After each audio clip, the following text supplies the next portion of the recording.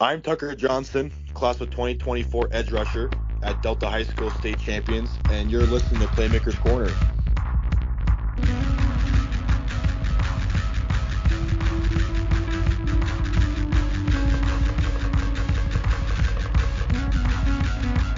Hey gang, it is Kodey Stoffer here with the Playmakers Corner podcast, and in this, 2024 calendar year, we get to chat it up with some of the best from the 2024 class in Colorado from our top 5 series.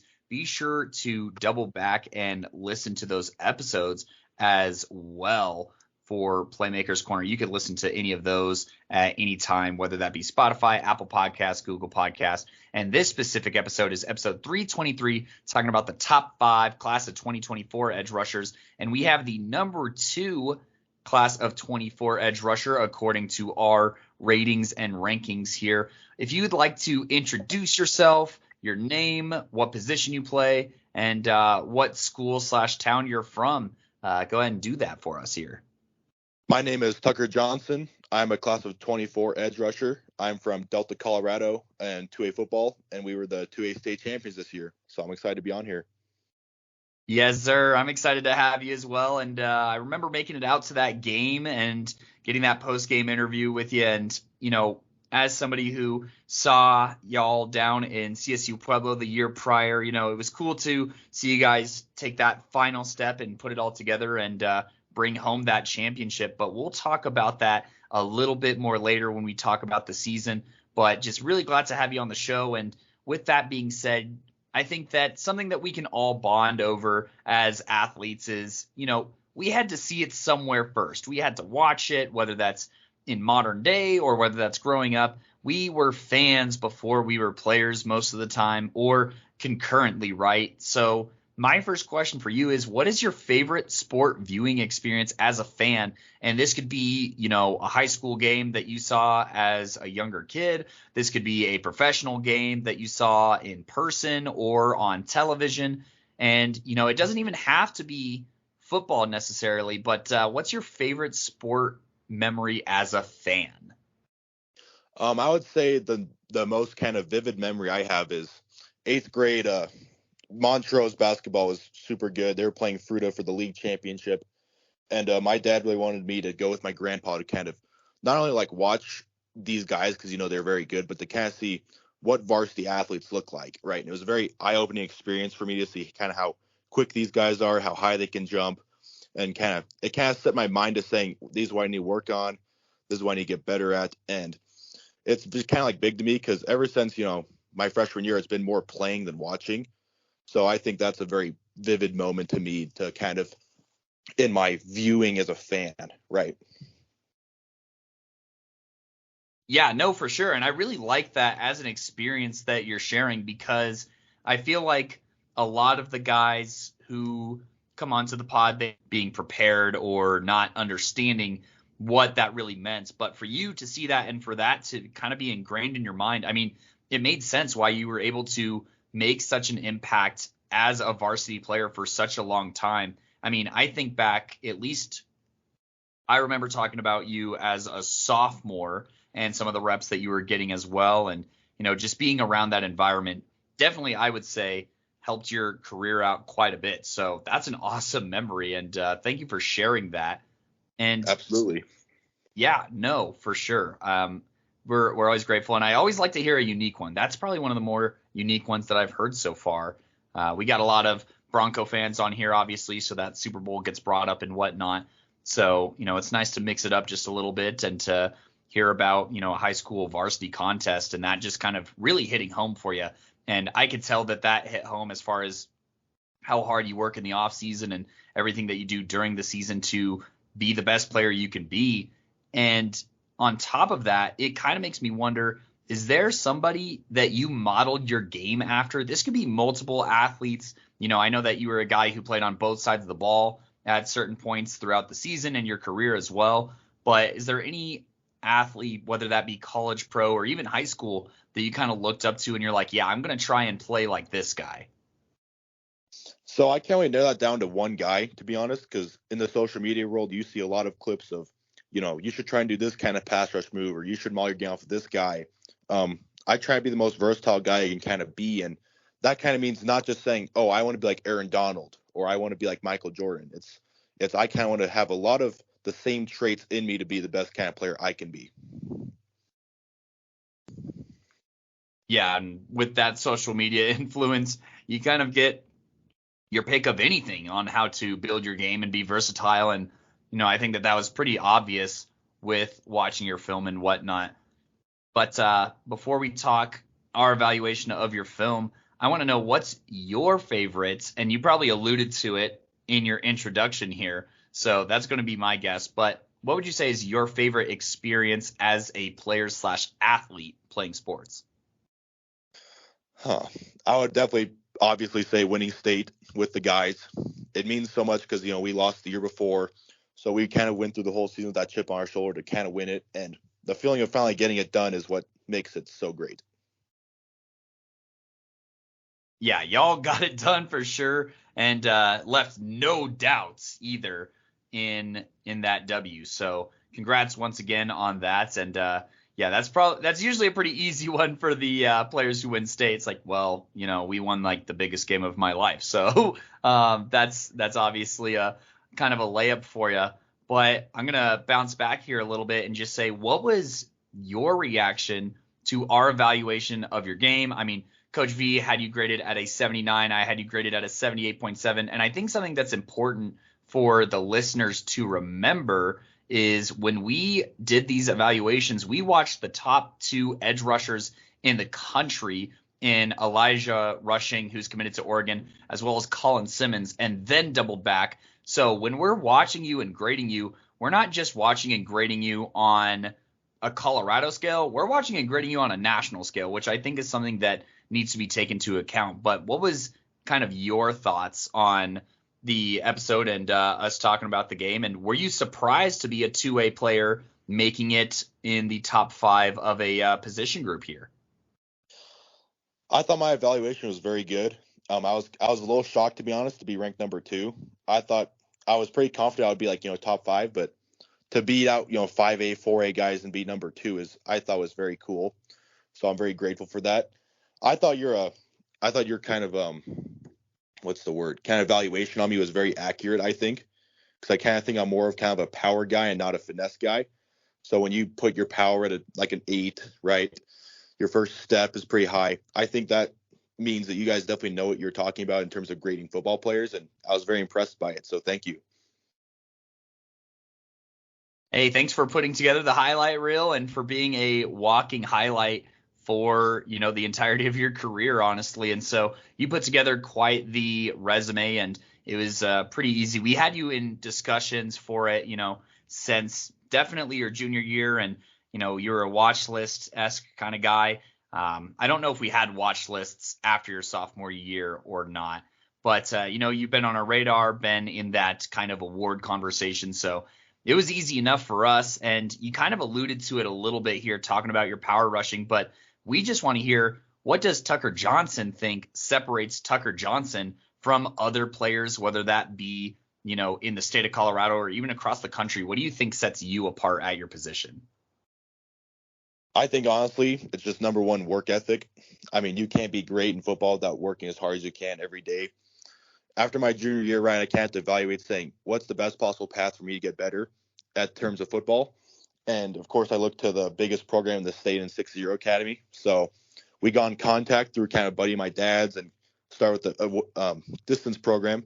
Slowly built into I could actually drive and go to workout 6 hours away. And that just made the biggest difference in my game, was working out there. And I think what separates me is the fact that I will be willing to do what makes me the best player I could possibly be. Yeah, that trip is no joke. I mean, I only had to drive out to Grand Junction for that one game, and I went out to, Glenwood Springs for one game out there west. And I only had to do that twice, much less, on a consistent schedule, getting that work in with, one of the best position coaches in the state. So I have the utmost respect for you. And, it's one thing to obviously travel there. It's another thing to then make the most of that situation as well. So I think that is fantastic. And yeah, I'm just glad that we were able to, that you were able to capitalize off of that and make the most. So I respect the heck out of that. And now I kind of want to get your take. Obviously, you got to work out against some guys there. Were there any guys, since we're talking about 6-0 now, that you got to rep against that, obviously come season time, you're not going to rep really against a lot of 3A guys or 5A guys or, stuff like that. So who are some guys through that off-season program that you think made you better, and how did they challenge you? Well, the very obvious answer I can think of is Gage Ginther, right? The number one player in Colorado. My very first ever kind of competition rep was against him. I remember it just so vividly because it was like, wow, this is what I'm kind of getting into. But the part that I also liked is I was able to compete against guys like that. But other names were Lincoln from Found Fort Carson. I'm not even going to try the last name because that's a little hard. But Carson Kaplan, Logan White, all offensive linemen who, were in your own rankings. And they're getting offers from D1, FBS, FCS, high D2s. So you can kind of see, like on the resume, these are no joke kind of players. And it makes going to play in 2A a lot. It definitely kind of opens your eyes because it's like, there's not going to be any 6'6", 330 guys who want to bury you at this level.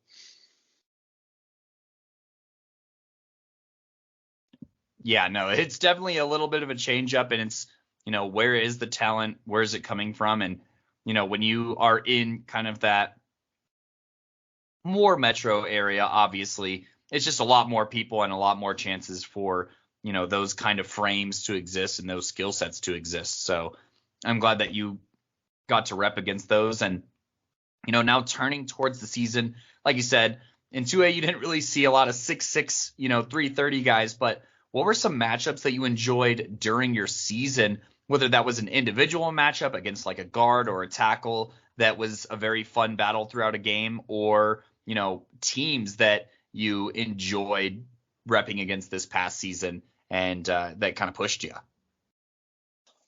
Teams I definitely enjoyed going against were Rifle and Moffat County. One, because they're kind of Western Slope teams. There's a bit of a rivalry there. We know each other pretty well. But both teams had a kind of a QB that, isn't just going to sit in the pocket and take a sack, right? They're waiting for you to commit on that one wrong move and run outside of you.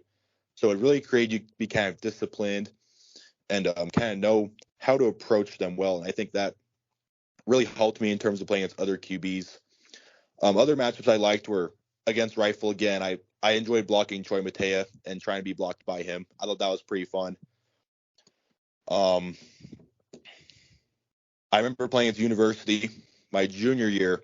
Probably one of the toughest matchups I had was I was a defensive tackle, and I don't remember the kid's name, but he was pretty much 6'7", 290.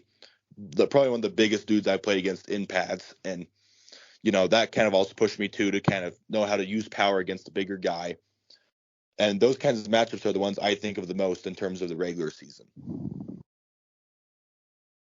Yeah, especially, 6'7", that reach is tough as well. So you got a lot to work against, but you got a lot to work for as well. So that's what is always making those challenges fun and those matchups fun.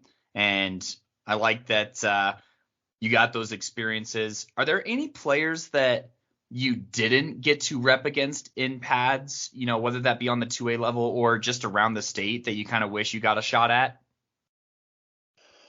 In the 2A level, I don't think there's anyone that I kind of think of that saying, man, I wish I went against that guy, because at Delta we played against, I believe we played against the best teams the whole year, right? Everyone that we played against was a 3 seed, a 4 seed, Final Four team.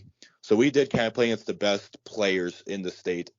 So there's no one that I'm like, man, I wish I would have went against that guy because he was really good. There's no one I think about right now in the 2A level. That's totally fair. Y'all did have a pretty tough schedule for sure. Obviously, University, they were a playoff team. Palisade was a fringe playoff team on the 3A level, so I think that's worth shouting out. Obviously, Rifle, you ended up playing them a second time in the championship. Pagosa Springs, that team was smash mouth. Holy cow, Gavin Lindahl, he was somebody who had a really good season and made the Pirates more relevant than we thought they were going to be, admittingly. That's part of the business, by the way, fellas, is if you get into media, sometimes you don't see it coming. But Yeah, no, that was for sure awesome. But I do want to say that we foresaw a very promising season out of you guys, at least in our season preview of y'all's squad, just because you were bringing back some top-notch talent yourself. Tyreed are some of the first names that come to mind, but y'all had a ton of returners from the state squad. And honestly, this was a season where it was like, all right, there's no like way out of this one. So what was kind of y'all's mentality heading into the season, and how did that kind of help you in the off season? Our mentality for this season was absolutely, it's either win or go home type of thing. We weren't going to settle for second place because we knew what second place felt like. And we had a lot of returning guys from that second place team. So it's like, it's kind of our time to get first. And that's how we approached the offseason was we just worked extra hard. When we had summer weightlifting workouts, there was a ton of dudes in there really getting after, which was super cool to see. We went to a Western team camp, right? Play against a lot of, foreshadowing Final Four teams. And we played very well as a team, right? Kind of worked on our offense and defense and kind of got us right for the regular season. So I think just that mindset of saying we're going to be first this year really helped us in the offseason because if you don't believe you're going to win or you believe you're going to be first, then it won't happen. You have to believe it to truly make it happen. Yeah, that confidence is key. And, I think that is a very balanced and nuanced thing in sports too, is that line between confidence and, cockiness as well. It's just like, because if you're overconfident, then that's when you slip up. And, you guys were able to manage that line and obviously ride it towards an undefeated 13-0 season. And I just kind of want to hear your perspective as a player for Delta and just kind of take me week by week. What were some things that you thought went good? Maybe some things that you learned through the season. And, if there's anything funny that happened throughout the season, feel free to bring that up just kind of week by week, if you wouldn't mind.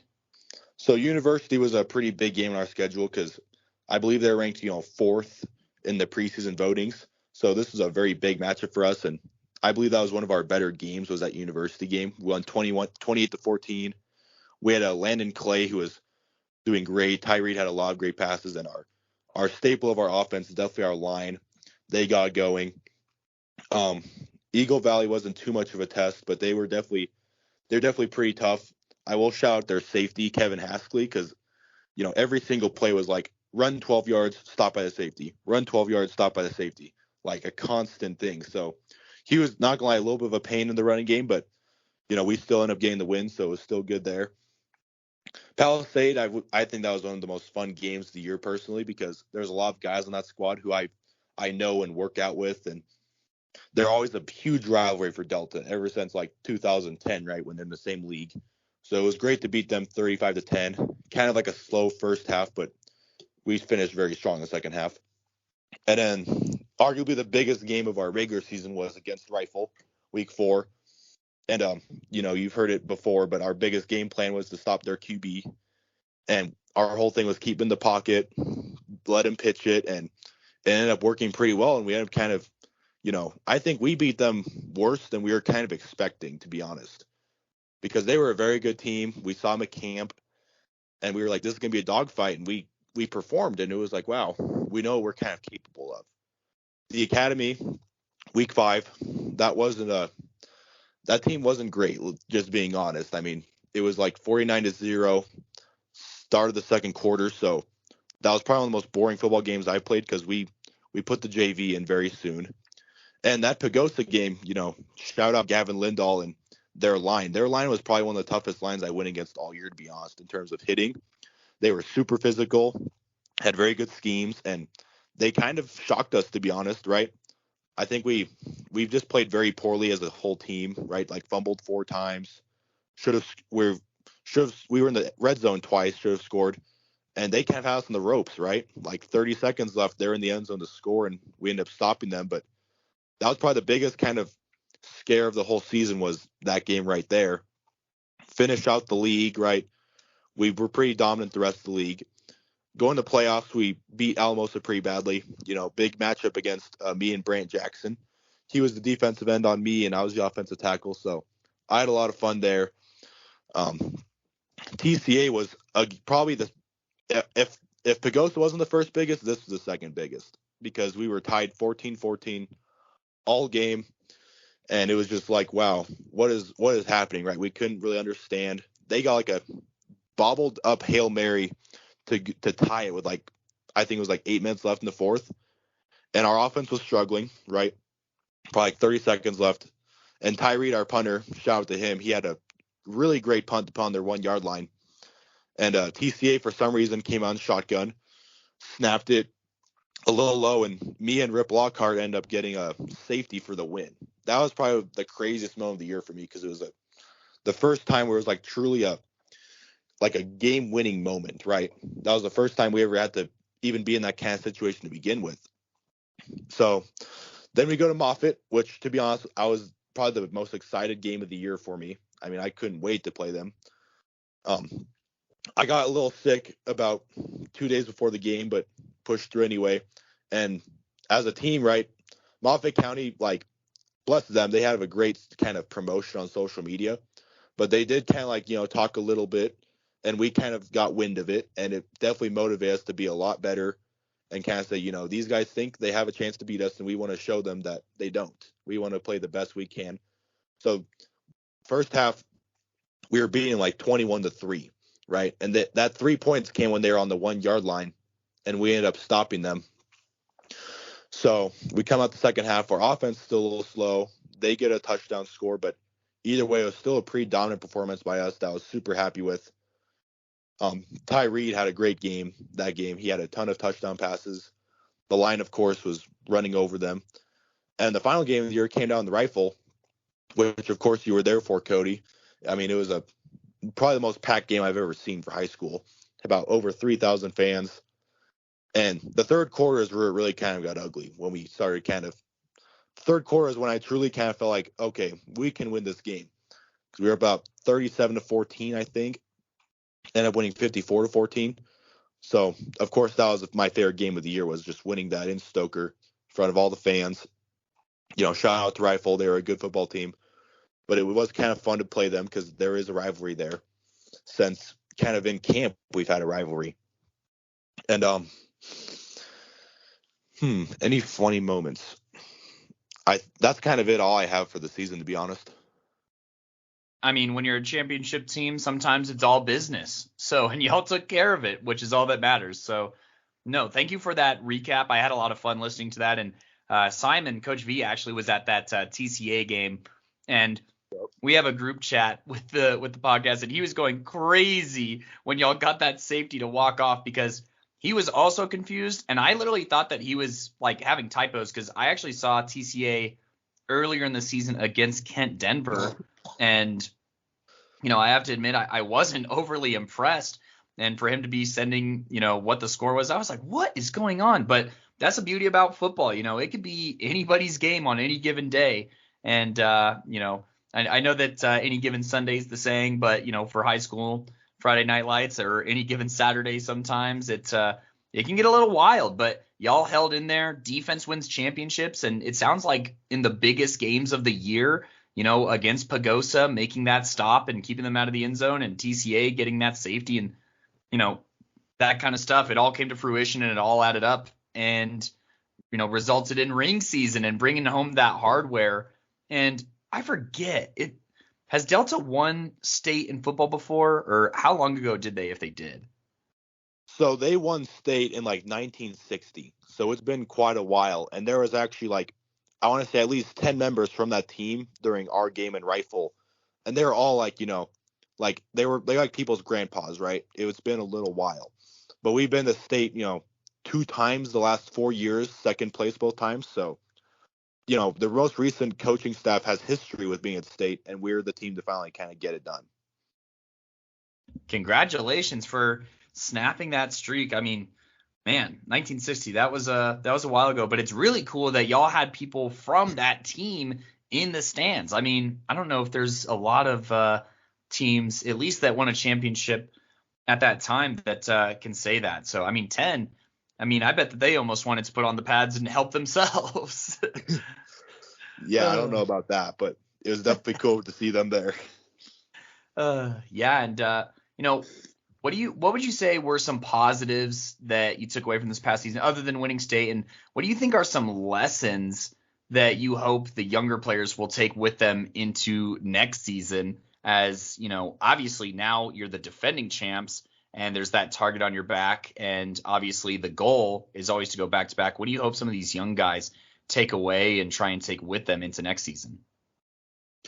With the young kids who are returning, right? They're going to be a little young in some spots, but I believe they have the kind of skill to win it again. And I would say things they'll know is one, you've kind of played with most of those kids came from a state championship team where you kind of know how long the process is, how to grind it out. You have kind of the recipe book to win another one. So I think if there's any time to win it, it's going to be next year when that win's fresh in your mind, you're extra motivated, you really want to do it. And the second thing I would say is never get comfortable, right? The coaches, no matter who you are, they will always be on you, always be pushing you. And if they're pushing you, that means they care about you and they think you can be great. It's when a coach goes quiet that you have to kind of worry because it's like, they don't really believe in you anymore. They're looking at other options. So never get comfortable where you are and always be pushing to be your best, no matter what kind of position you're in.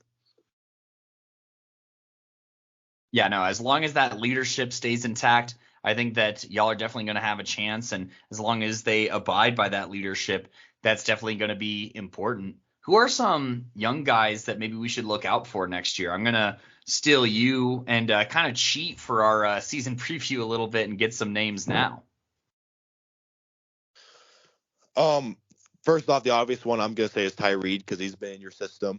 And next year, I'm calling it right now, he's going to pass for if the opportunities are there, he's going to pass for 3,000 yards because one, I believe he's a really good player, and two, I think next year's offense will be a little more pass than normal because they'll have Ty back, they'll have receivers back. So I think Ty is primed to be in a very good position to win next year, right? Stat wise, individually wise. Second biggest shot I want to say is Rip Lockhart on that line. He'll be the only returner from the offensive and defensive line, but he is a really good wrestler. He's quite the hammer, and I think he's going to make a lot of noise next year, not only in the 2A level, but also on Playmakers Corners level. Underrated guys I think you need to look at are Jordan Zavala and Alex McKenna. Jordan Zavala is a running back / linebacker who I think is very explosive, and I think he can make some plays. And Alex McKenna is a defensive lineman who actually played scout team against me all year. So I kind of like playing against him. I'm like, okay, I feel like you can be ready to make a big splash in varsity. So I'm pretty confident that he'll be a guy who will be on your watch list either next year or the following year, and be one of those guys you're like, wow, where did this kid come from? And he's gonna make a difference.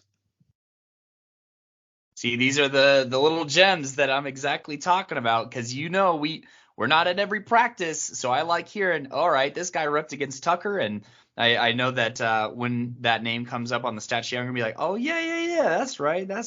So that's awesome to hear, and thanks for that insider trading information. And you kind of talked about it a little bit, obviously, both with our post game interview and a little bit during this, but I kind of want to just give you time to isolate, focus on it, and just tell me what is unique about Delta as a school regarding either athletics or what's different about or unique about the Delta community that kind of sets it apart. I think the Delta community is if you go to Delta, right, we love sports, right? All sports are definitely loved, but none are more loved than football. Not only by the administrators who fully support it, but just the whole community, right? When we went and played that state championship, I think like every restaurant store was closed in Delta. All with the typical sign saying "gone to the game," right? If you watch Friday Night Lights, you kind of know what I'm talking about. But they just love their football, and I believe what makes Delta football so great is not only is there like a great youth program, right? You start playing when you're in 5th grade. You build up with kind of the same kids, very good coaches. But high school, Coach Johnson and Coach Koenig are both very good coaches who their coaching styles, they will get the most out of you, whether you like it or not. And that kind of puts you in a position to be great, right? They might yell at you and you might think, wow, these coaches really pissing me off. I just want to punch them, and you end up just punching your opponent over and over and over again. That's what they want. They don't do it because they hate you. They do it because they want you to see you beat the crap out of some other kid. So that's why they're always pushing you. And that's what I've seen like every year is, every year we're always like watching Delta football. It's like, who's this senior, right? Who wasn't really like, didn't do very much for 3 years. And all of a sudden, all that anger, all that pushing kind of builds up for his senior year. And he's a guy.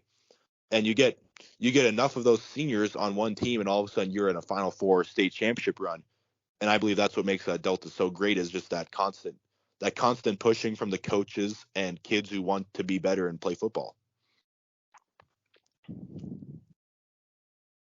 Yeah, I can't wait till coach is like, wait, you want to hit me? No, I'm just playing. But I think that's a great way to do it, and it's harnessing kind of that dark side a little bit. Using some of that Sith technique there, and I mean, as long as they're getting the most out of you, because there's a lot of programs that can't maximize players, and a lot of you guys had to make some serious sacrifices.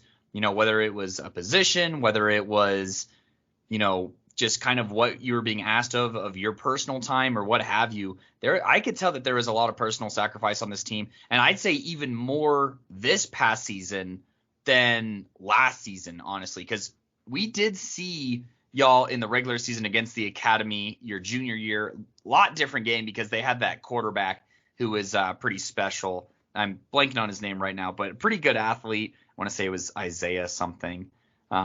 But we got to see you guys out there in Westminster, and I don't know, the energy just felt so different seeing you guys live this year compared to last year, and I could just tell that that had a lot to do, and I could tell that there was a lot of pride for you as well, getting that championship for the community, not just for the school, but for the community, and that sounds like a special environment to play in, and that's part of the reason why we here at PMC, I mean, obviously, we have our qualms with, some 5A beliefs and whatnot, thinking that they're automatically the best just because they're 5A. And, I think that also culturally speaking, this is a huge reason why I love to go out to 2A and 3A football games and stuff like that.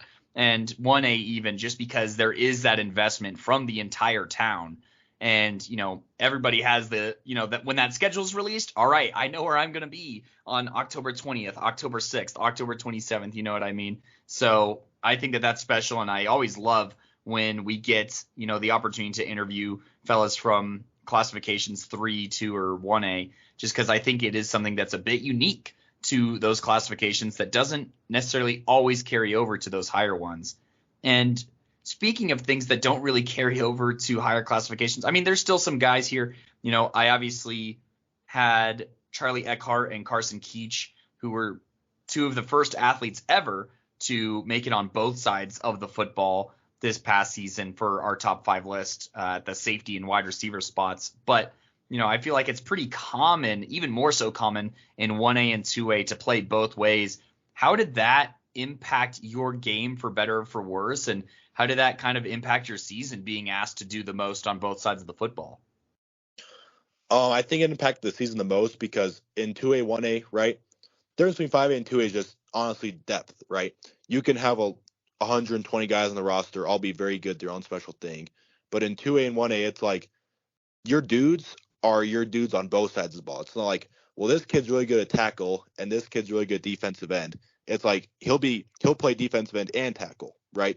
So you have to kind of play both ways, and I believe it helps the team, right? Because you want to put the best guys on the field, whether they've been playing all game or not, and that's kind of what makes you win.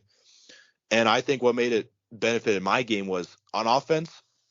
On offense, the difference between offense and defense is exactly what's happening on offense. You know where it's going. Your position, you can kind of think about it. And defense is much more reactive. So defense, I was definitely more kind of reading plays, knowing what to do. And offense, I just full on used aggression when I could, because I knew this kid was gonna come right at me. I know I had to step to the left or right, and that was offense kind of taught me how to fully bury people and use aggression on the defense side of the ball by blowing through people, whether they had the ball or not. And I think offense kind of teach you things you wouldn't get on defense, because on defense, if you want to learn how to hit hard, you might get that one play a game on defense, right? The one time I burst through the line and have an open tackle at the running back. But on offense, it's like I can be aggressive every play and put him in the ground every play. and you kind of have to teach yourself how to do that because at the next level, you need that kind of aggression every play to not be the one on the ground. Absolutely. And I mean, it's always a good thing when you can play a position that kind of mirrors both positions as well. So, and bringing that aggressiveness, we were able to see that as well. And we were definitely curious on how we were going to evaluate you heading into this season. But after seeing you live, I was like, oh yeah, this is a next level edge guy or defensive line guy. And, you know, kind of transitioning into that, would you mind giving us kind of the lowdown on your recruitment? I know that we kind of talked about it a little bit on the episode, which for those who forgot, it is episode 323. So go listen to our full evaluation so you know what the heck Tucker and I are talking about here. But what's kind of the recruiting story been like, and what are some things that you've kind of learned along the way? One thing I've kind of learned is kind of know where your ceiling is for recruiting, right? Because you might be like a ceiling D1 FCS player, but that might not be where you want to play because you might get more opportunities at a lower level. You might fit better in a D2 scheme. So too many kids nowadays, I think, can't chase. I'm going to be a D1 FBS player, and they can't sacrifice 4 years of not playing for that, no matter how hard you work. And I think there's nothing wrong with kind of picking a D2 or a D3 over a D1 FBS team. But my recruiting, like personally, I think it's been very good, right? I currently have 6 offers four from RMAC schools, 2 from D3s. There's CSU Pueblo, Western, Colorado Mesa, Black Hill State. And on D3 level, it's like a college in New York who they call the Alabama of D3 football because they're pretty good at football and academics. And the other one is a school called Washington University in St. Louis, or some call it Wash U. And they're one of the highest academic places in the country and play very good football. Personally, I am kind of leaning towards Wash U. I've applied, and hopefully I get support through the football coaches in the admissions process to be accepted. So that's most likely where I'll end up going. But I've talked to a few D1s, right? Gone on Wyoming junior days, talked to a lot of coaches at Ivy League camps, right? Dartmouth, Cornell, Yale. And I've had kind of D1 interest, but I feel like my true kind of place to play will be at the D2/D3 level where I can truly make a difference. And the goal is to be the best. So if I go play D2 or D3, I eventually want to be, either a conference champion, national champion, wherever I go, and be an All-American because I want to set my goals as high as they can possibly be. Dang, I feel like you're reading the script before I even get a chance to read our interview script, because I was going to ask you about priorities and kind of what you were looking at and goals. But, I think that just is a testament to, having your head in the right place. And I mean, by the way, for anyone listening, Tucker here, be like Tucker in more ways than one. Obviously, watch his film and be a dog, but also be a dog in the classroom. 3.9 GPA is what you have posted, man. That's awesome. So keep that up. Thanks for being kind of a role model in that regard. And yeah, man, we're definitely excited to see where you go on the next level. We definitely, had you heard it a little bit that we're like, being from a lower classification kind of makes recruiting a little bit tough sometimes. But I mean, if you're happy with the offers, and you'll definitely make an impact wherever you go, I think that the sky's the limit, honestly. And, with your work ethic, it's something where, you can kind of do whatever with your future, honestly. And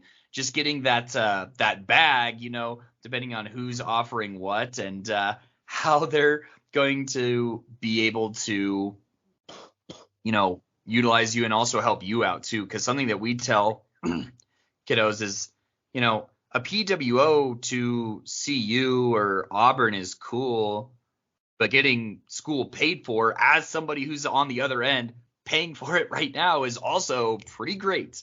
So definitely packaging together that anything that you can athletic wise and academic wise is a wise decision. And, I like kind of the offers, and I like your outlook here on the D3s. I don't think we've had somebody really fan the fire like that on the show before. So thanks for bringing a unique perspective as always. And excuse me. And yeah, just being ready to dominate no matter where you go. And, that kind of brings me, we only have a couple questions left here, But considering that you kind of talked about those goals and whatnot, I almost want you to look retroactively now and think, what advice would you give to a freshman version of yourself, whether that's on the field, recruiting, with relationships, as far as, friends, family, or anything like that, or academics? Is there anything that you would tell yourself to just kind of be aware of heading forward? Something I would tell a freshman me, or any freshman really, is to kind of never think I'll start tomorrow, right? You need to start, whether it's recruiting, reach out to coaches, or if it's weight room work, you need to start it all as soon as possible, right? Even preferably starting before freshman year, because there's some freshmen who probably already have a jump on you, right?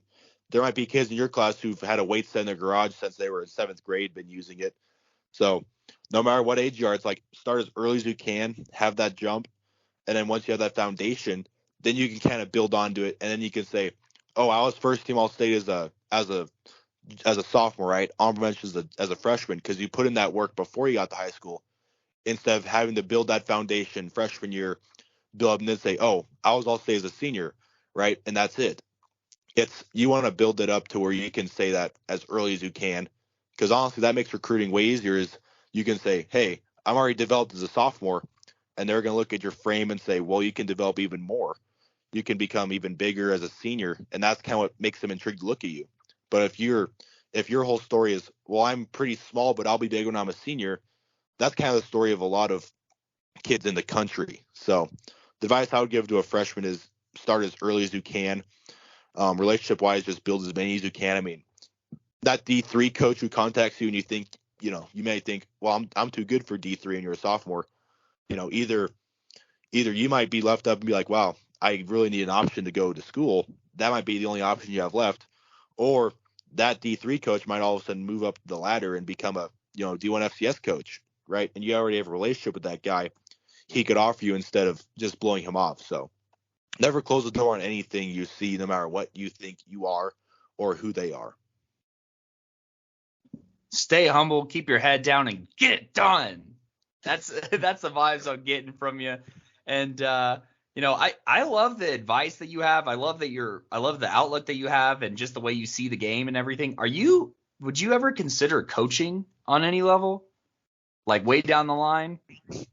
Yeah, I think I could be a coach like high school, right? When I'm like a dad and have a few kids, I could coach on the side kind of. I don't know if I have being a head coach requires like a huge commitment, right? That has to be your job. But I think I could be an assistant coach or something, right? Help kids wherever I can. One of my pastimes, right? This kind of a little off topic, but not too much, is I work out at a gym called the Linscomb Training Institute in Junction. And not only do I work out there as an athlete, but the guy hired me as a youth coach. So I actually like kind of teach young kids, like I would say 8th grade and younger, how to do certain lifts, how to stretch, how to work out. So I'm kind of getting a base of coaching under this man named Dan Linscomb, and I think I can carry those kinds of traits into coaching further on. Yeah, so you're already getting some reps at it, is basically what you're saying. And Yes, sir.